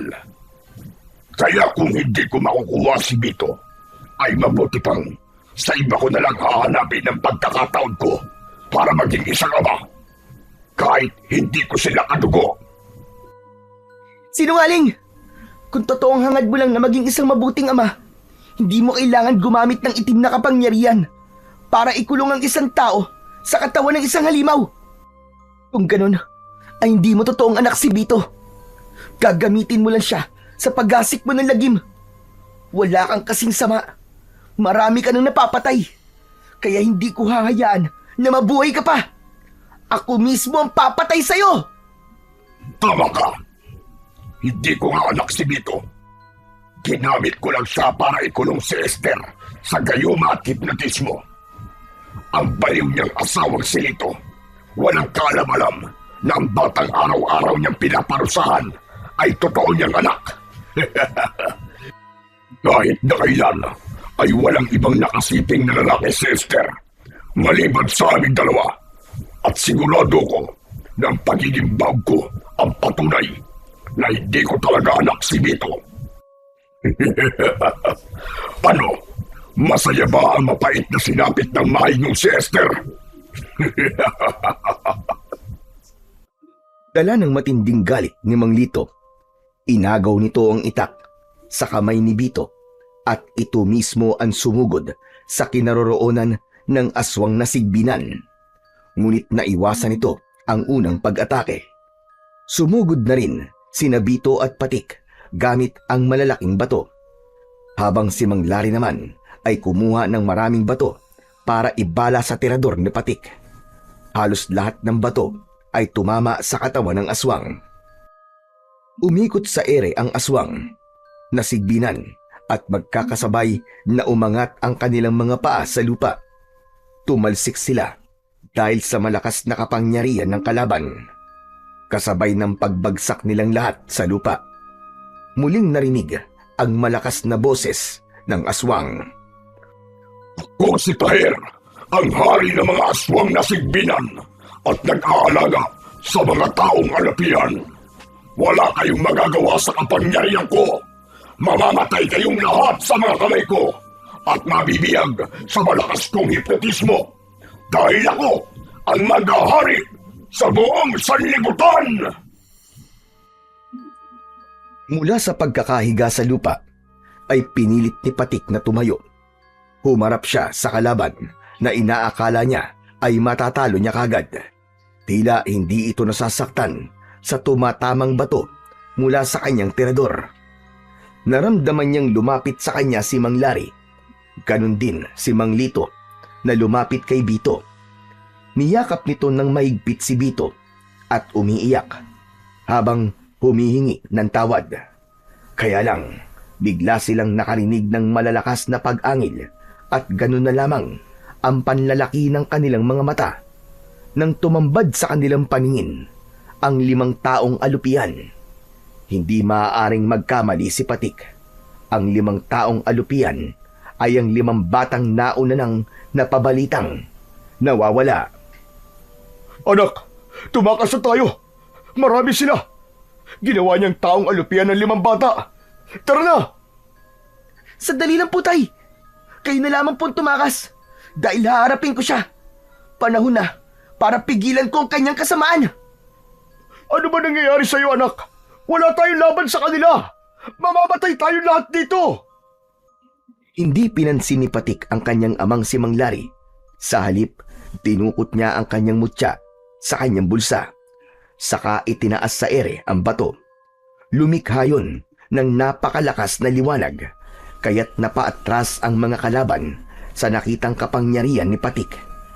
Mabilis na ikinulong ni Patik ang bato sa kanyang kamao at mabilis na tumakbo sa kinaroroonan ni Mang Taher. Naniniwala siyang ang lahat ng lakas ng 5 batang alupian ay nanggagaling lamang kay Mang Taher. Isasakripisyo niya ang buhay niya, makuha lang ang rosas sa dulo ng talim ng tridente. Magkakasunod na pagsuntok ang ginawa ni Patik at sumugod na rin sina Mang Lari at Mang Lito. Pinagtulungan nilang lahat ang pinuno ng mga aswang. Habang si Bito naman ay umikot sa likod ni Mang Taher, abala ang pinuno sa pakikipaglaban kay Patik. Kaya naman, hindi nito napansin na nakuha na pala ni Bito ang puting rosas sa dulo ng tridente. Ibinigay ni Bito ang puting rosas kay Patik bago pa tuluyang sumugod sa kanila ang 5 alagad ni Mang Taher. Dinurog ni Patik ang bulaklak gamit ang mutya. Paulit-ulit niyang pinukpok ng bato ang rosas hanggang sa mawasak yon at nagkahiwa-hiwalay ang petals. Nanlaban ang pinuno ng aswang, ngunit hindi nito napaglabanan ng sakit mula sa pagkadurog ng rosas nito. Iyon pala ang pangunahing sangkap sa paggawa ng alagad. Mula sa kanilang harapan ay sumabog ang katawan ng aswang na sigbinan. Kagaya ng pagkadurog ng bulaklak mula sa batong hawak ni Patik. Ang 5 alupian ay tangkanasan ng tatakas, ngunit nilapitan ng mga ito ni Patik at sinilaw ng liwanag na nagmumula sa hawak niyang mutya. Bumalik sa dating anyo ang mga aswang. Nagtataka ang mga ito kung paano sila nakarating sa gubat. Anak, paano mong nagawa yun? Tay, dahil po sa mutya ng pawis ng puting alakdan. Puting alakdan? Hindi ba't yun ang alakdan na alaga ng mga engkanto? Paano ka nagkaroon ng ganong kapangyarihan, anak?